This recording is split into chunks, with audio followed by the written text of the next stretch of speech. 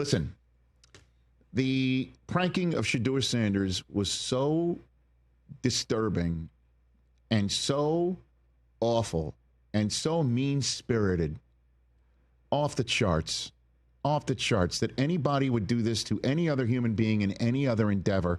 You need to look in the mirror and check yourself. It's that simple. It's that simple. And then just the fact, this was a knife twist, the fact that the college kids who did it,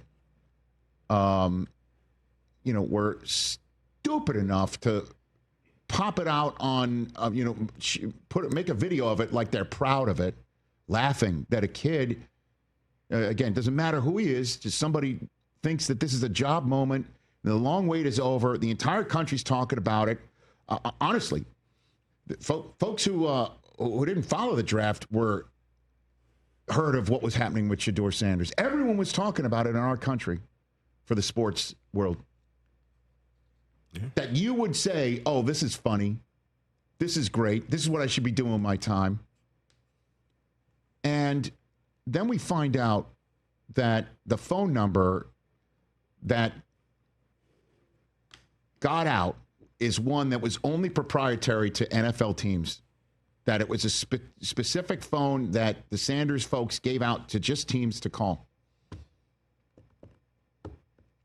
And we find out it was the son of the defensive coordinator. I feel for Jeff Ulbrich, too, because I clearly he doesn't want to be known as the guy whose iPad wasn't secure enough, and the person who snaked it off his iPad was his son. He doesn't want his son in the middle of all this stuff. His son is right now, equated with this dumbassery. Awful. He's got to be, and all the teams will be involved, Deion and the Falcons. His number's in the rafters. The old house was the house that Deion built. Yep. Just terrible. The whole thing is just it's awful. No, it's lose. And I feel for absolutely everybody involved in this whole thing. I cannot imagine this would ever happen again, or should. And the Falcons heard about it. Arthur Blank must have lost his mind. Mm-hmm.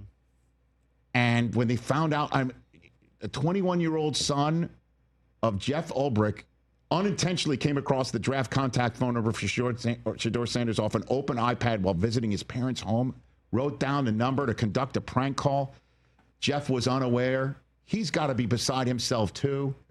So they basically told the kid, you're calling, it seems like they said, you're calling Shedeur, who apparently graciously accepted the apology. Yeah.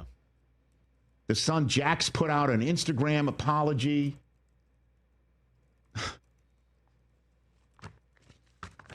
It's just unbelievable this happened. Him graciously accepting this tells you something else about Shedeur everything that everyone misread. You do that to me, it's on for life. Like, it's on for life. I will never forget that, and I will never forgive that.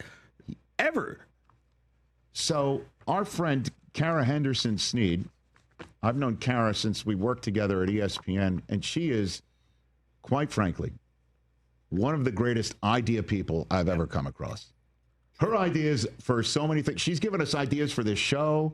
She's come up with her own show ideas, but, she's got it on the ball. She went to Duke.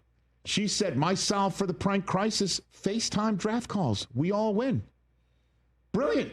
Yeah, how are we not doing this in the year 2025 already? Every draft call needs to be a FaceTime. A facial. Seems easy. It needs to be video. A face-to-face. Exactly. Seems easy. Why are we that is so simple? And by the way, the reason why these teams make these calls. Yeah, this is. I have been told this over and over again because I kept asking when we're watching draft prospects fall, and then they get on the phone and it tips the picks, right? We used to because you used to see they're on the phone. One year, Drew Rosenhaus faked like he was on the phone to get Willis McGahee drafted. Yeah, that's right. And I asked long-time evaluators and coaches. They say we make these calls because we want to make sure the kid's okay. We're not going to draft somebody who just got hospitalized or even worse.